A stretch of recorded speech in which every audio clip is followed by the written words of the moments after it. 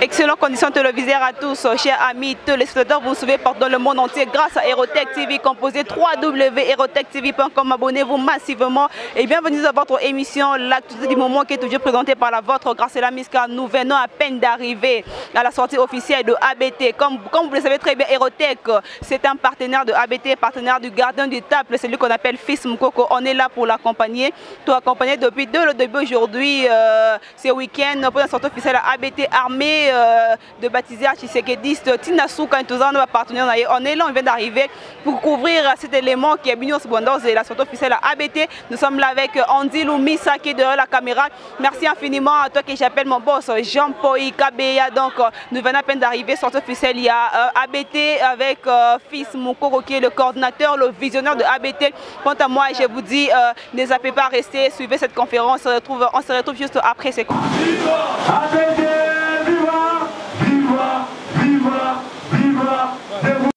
Et les conserver le plus longtemps possible de manière démocratique.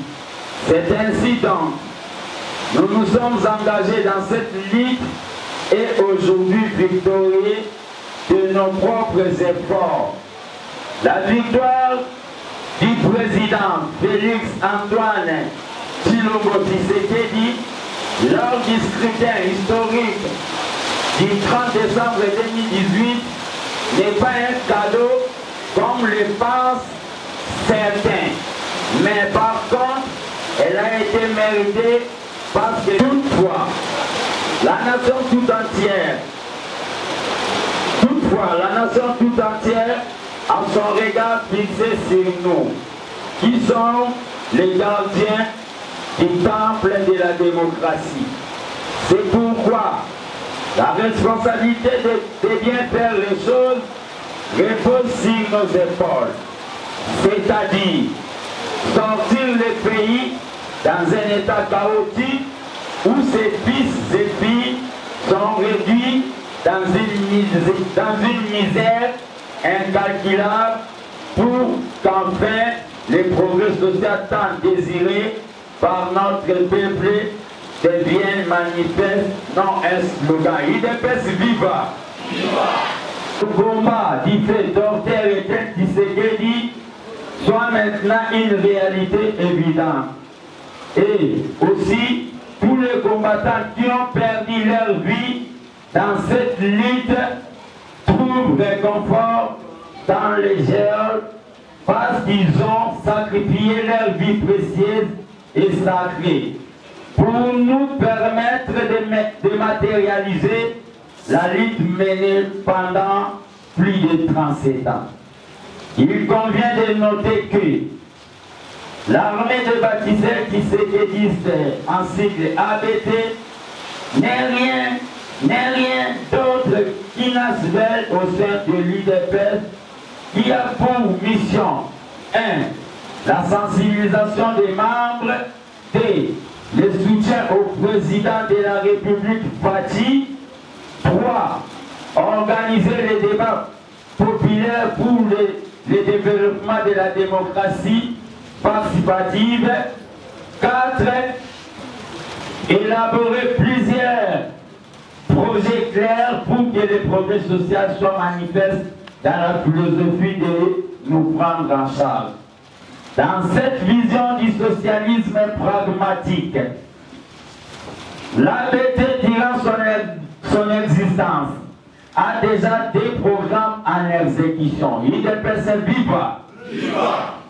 Opération Fati Énergie, que nous demandons, Opération Fati Énergie, que nous comptons livrer des panneaux solaires dans des zones sans électricité et sans demander l'argent au président de la République.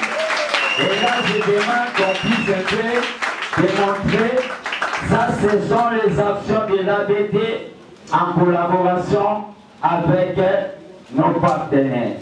Opération Fati Énergie, que nous comptons livrer des panneaux solaires dans des zones sans électricité.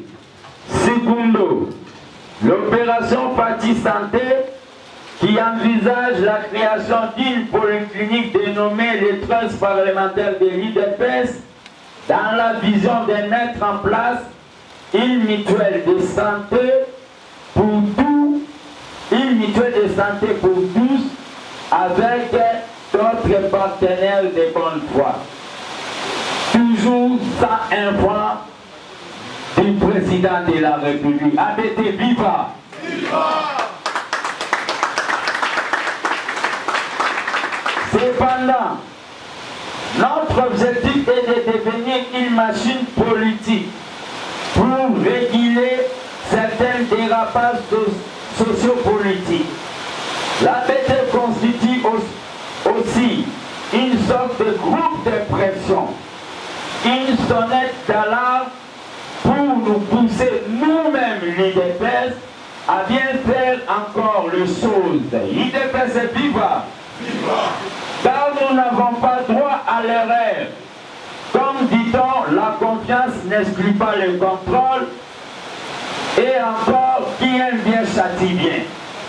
Lorsque nous étions encore dans l'opposition, on était des donneurs des leçons.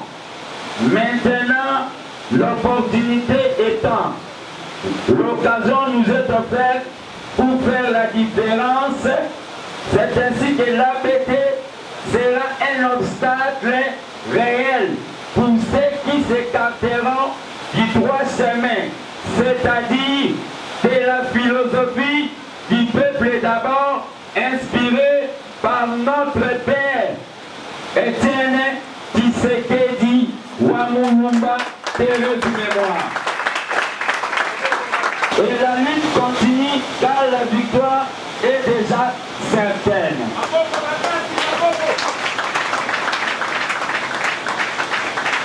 Notre sortie officielle de ce jour a pour but d'annoncer à l'opinion tant nationale qu'internationale que l'ABT se sent investi d'une mission politique, celle de travailler pour la perspective fatiguée, c'est-à-dire un deuxième mandat. C'est pourquoi nous disons l'ABT, l'avenir c'est maintenant. L'ABT, l'ABT, l'avenir c'est maintenant. Nous devons fonctionner non comme un mouvement de loisirs, mais plutôt comme les yeux et les oreilles du chef de l'État, Félix Antoine Tshisekedi, que je vous demande d'applaudir fort.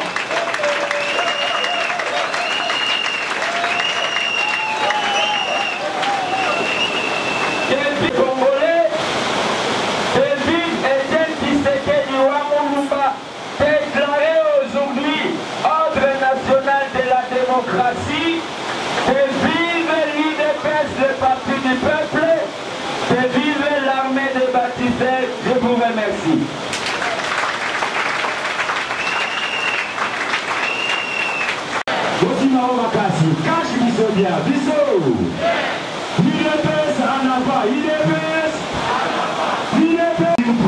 Je n'ai retenu que ce verset. Ne soyez pas surpris si l'ABT organise des marches de dénonciation, des marches de dénonciation. IDPS viva! Nous avons présenté Bino, par membre du comité national de ABT, on a ponaki pona mbongo te, pona kitoko te, mais pour balingi changement, bamisusu mpe bazalaki bamembre ya Lamuka, lelo bamoni ke Pati alobi aza président ya bato nyonso, balobi te bakoya kosoutenir ye na association oyo babengi ya le baptiseur, mais la majorité na bango bazali oyo balobi bamembre ya UDPS. UDPS viva!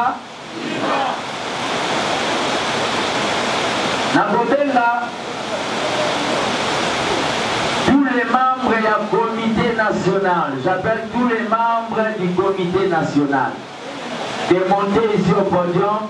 L'air bazomata, ceux qui vont tout à côté, vous pouvez mettre la main à beaucoup, s'il vous plaît.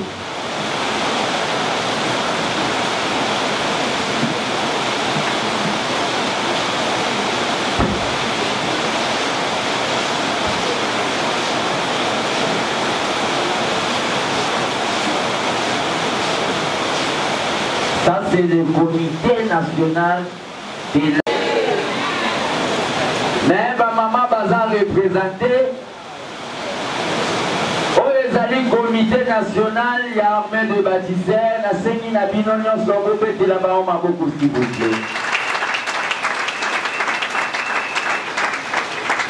Bango nde bakosunganga mpo mosapi moko esokolaka elongi te, bakosunganga na mission oyo tozali ya kozala wana mpona kovigile bato nyonso baza pembeni ya président soki oye na makambo ya régime oyo eleka okosambwa lokola mbongo ya Mobutu. Eza boye te? Eza boye te? Merci beaucoup. Bobetela bango su maboko lere bazokita. Makasi lisusu mpona biso moko.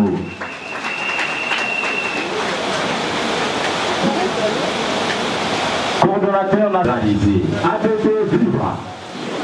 Yango wana na bengi chargé à implantation, M. Gilles Mouteba. Chargé à implantation, ils sont là. Les gens de la province, vous l'avez déjà arrivé. Si vous n'êtes pas cité, vous allez vous lever. Donc, côté élément, Atabatangi Bilote, Likasi, Lukumashi, Kasai, donc on a beaucoup de côté élément. Mais,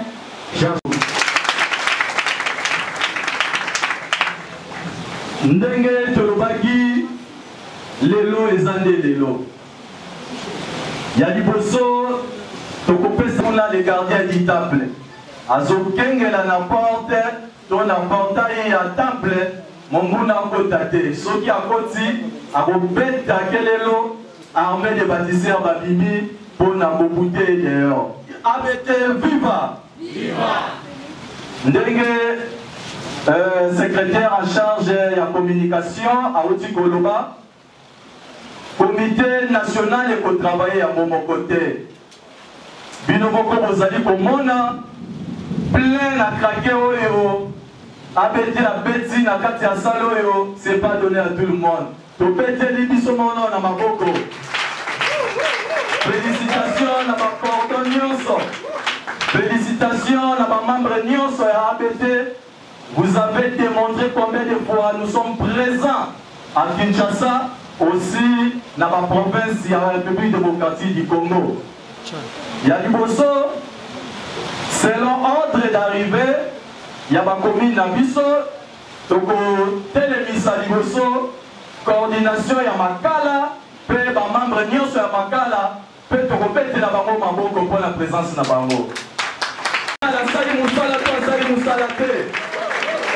au senti présence, félicitations, délégation nyons sur Makala, félicitations, Bobandi. Félicitations Lemba, félicitations Lemba. Ok, Tobandi, Tobengi délégation, Yakisenso, Banga Moyo, Batele Mato senti présence na bango, et le monde n'a pas cordo la million de Telema. Félicitations, Yakisenso, Banga Moyo. Merci beaucoup. Toleki,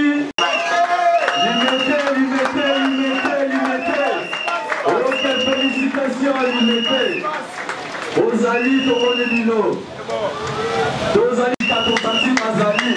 Merci beaucoup, Kalamo. Toleki, le bandeko ya Bandal, Bandalungwa. Botele Mato ya Madino. Bandal, c'est Paris. Tosati Vino, félicitations. Merci beaucoup, Bandal. Ok. Dans l'équipe là, au sommet, au Mamapoula, au Téléma, Mamapoula, sentir mon Mapoula au Pigma. Félicitations mon Mapoula. Dans l'équipe, on continue comme on a Tchang. Ouais, je suis populaire et Tchang ou Tomoni Massina. Massina Bobita Baza présent, félicitations. Sikoyo, dans l'équipe, la commune à Baroudou, Baroudou Baza présent. Vous avez la parole présent, félicitations. Merci beaucoup. Félicitations Gili, félicitations Gili. Vous savez les Salema, avec un côté partout, félicitations. Pour continuer sous la commune de Maluku, Maluku, Telema, félicitations Maluku. Maluku à présent, félicitations à la décoration de Maluku.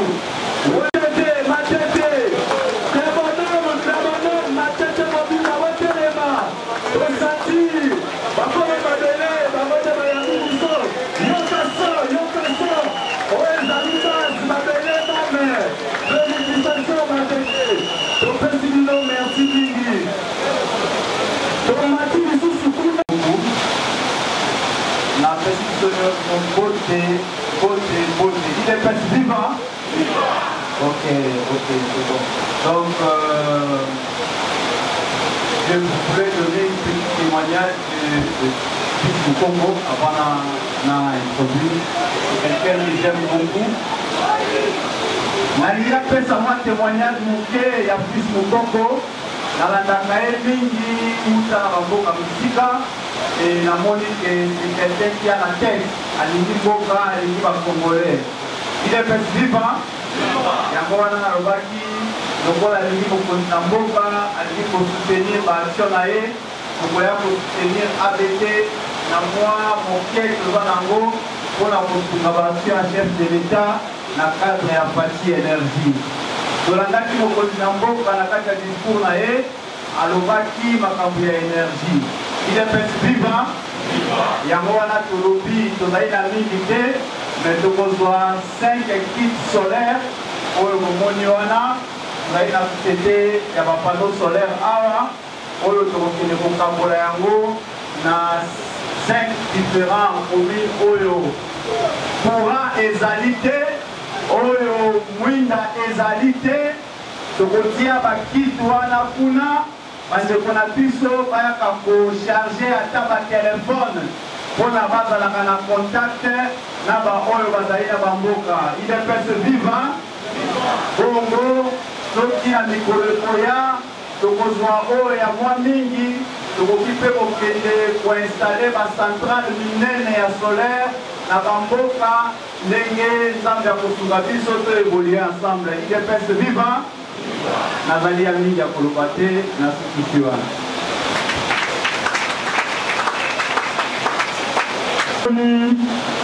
Comment l'appeler un savant à côté Korakasi ici pour la Bissomoko.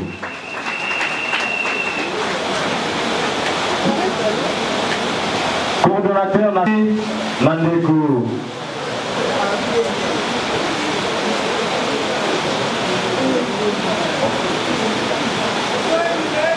Merci na bandeko nyonso oyo bauti bisika musika bandeko ya Maluku présence forte ya ABT pour sentir que ABT est aimé à Maluku tobeteli bandeko ya Maluku maboko makasi bandeko ya Kimaseke bandeko ya commune Mosusu Bandal bana Paris Leba commune ba intérieur pour sentir bino Ndili Massaper pour moni bino présence makasi ensemble na chef de l'État Neto Kotunga. Merci pour la bino nyonso, merci la coordination nationale, merci la organisation. Mais avant de clôturer, Tolingaki te présenter Maman Marie, une dépense extérieure, Maman Sénégal. Ce qui Maman Marie Azali, a koki côté remé, pour komata awa, bisika tozali. Dans Azali côté remé, pour bételir maboko makasi. Maboko makasi pour la Maman Marie. Merci beaucoup. Merci beaucoup, Maman Marie. Pour ce que sa Maman Marie, Bolimisa biso, Bolembi. Bolembi ABT, ça a représenté la Sénégal. Bolembi. Ceux qui Bolembi, vous mettez dans la boque pour la guillaume. Merci beaucoup, Maman Marie.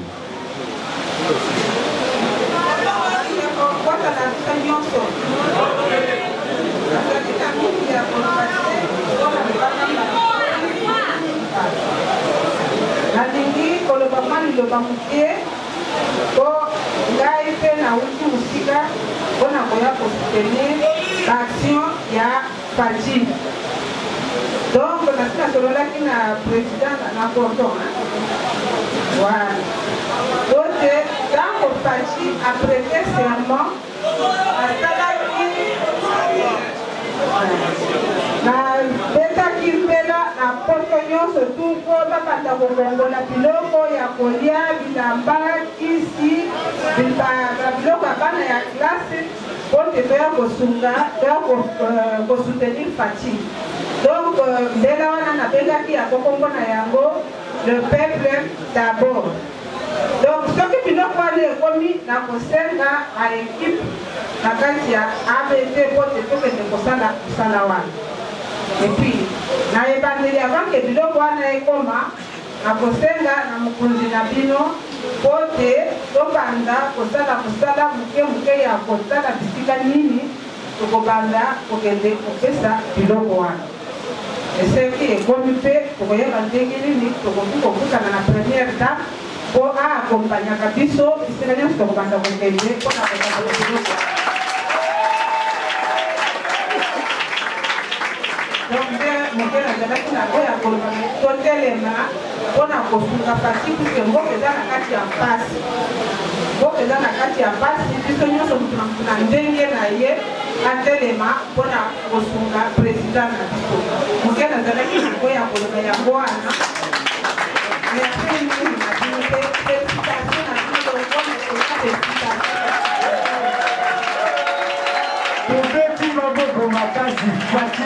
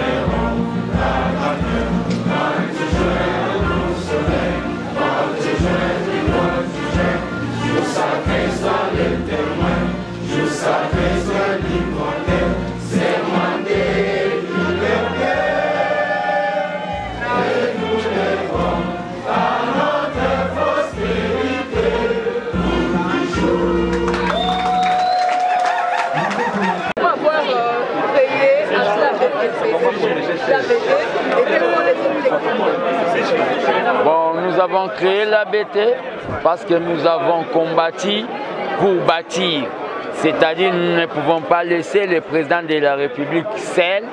Et nous avons créé cette structure en vue de sensibiliser la population congolaise à participer, à ne pas être observateur ou consommateur. C'est ça d'abord le leitmotiv de l'ABT. Donc c'est une structure, je voulais rectifier quelque chose. Je ne suis pas l'autorité morale de l'ABT, je suis le gardien du temple de la démocratie. Et l'ABT, c'est une association au sein de l'UDPS. J'ai expliqué que l'ABT sera là si c'est OK. Mais l'ABT, même si la gouvernance est de l'UDPS et des CAS, si ce n'est pas OK, nous allons manifester parce que nous sommes des combattants.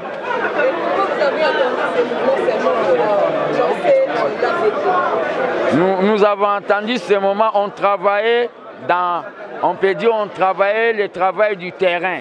Et aujourd'hui, vous venez de voir une association d'au moins 3 mois être implantée de la sorte jusqu'au Congo profond. Et l'ABT, je tiens à signaler, nous avons attendu le moment opportun.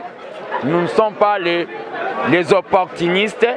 Et il y a une différence que je dois effleurer, c'est-à-dire l'ABT, c'est l'armée des bâtisseurs tshisekidistes. Nous ne sommes pas les fatistes, c'est-à-dire Fati lui-même est tshisekidiste comme nous. Donc nous voyons notre père politique qui est Tshisekedi, nous sommes les bâtisseurs. L'apport de l'ABT, c'est d'abord faire un travail de l'éducation patriotique, soutenir l'UDPS dans le recrutement. Vous avez vu, j'ai présenté, malgré que 95% des membres du comité national sont les combattants de l'UDPS, mais il y a eu quand même 5% qui vient de l'autre côté.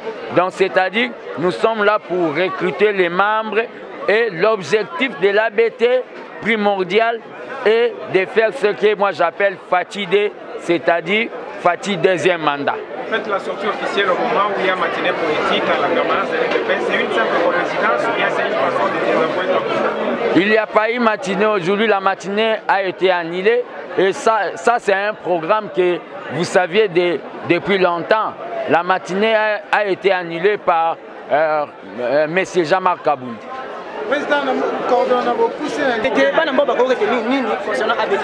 Bon, Banambo Kelo Bagoé Baga qui est le gardien du temple, Oyo Nyonso Alobaka, à Salagango, na Lobaka na Bango Fati président, Lelo Fati Aza président. ABT, na Lobaka beaucoup mona, oh Babengi malgré accident, on a Salaki mortel, na Kokende limité. Donc peut-être anniversaire où il y a eu na CG na ba membre missus. Donc tout le temps na ba bismo Kabila tikela biso à esprit des morts. Donc epesi que ti esali que et déranger le col. Les problèmes ezali que na minito nazo loba tout simplement to bimisi ABT nde na lobaki awa na ABT toza ba fanatique a fatité mais to lela est fort. C'est-à-dire nde tozali awa muto balingaka ba contrôlaka e.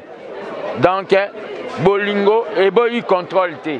Awa na ABT toza pona kosunga Fati asa la bonne gouvernance azwa ba bengi deuxième mandat et vous avez plaisir mingi pona baebanso bakufa na combat UDPS. Démonstration oyo sali lelo na sortie officielle ike province ebele na bakomine nyonso ABT eza nini sekele eza nini okomi prophète ou bien otosala likambo nini? Non, le problème ezali omoni ngai nde nalobaka ezaki nga naza vraiment secrétaire national chargé de la mobilisation nommé par Fati te mais nommé par Yemoko Papa Fati Etienne Docteur. Au moins ce que Mouto Tshisekedi azwa vraiment le but salela nga mobilisation ya parti à 37 ans. Makambo wana eza makambo ya mike.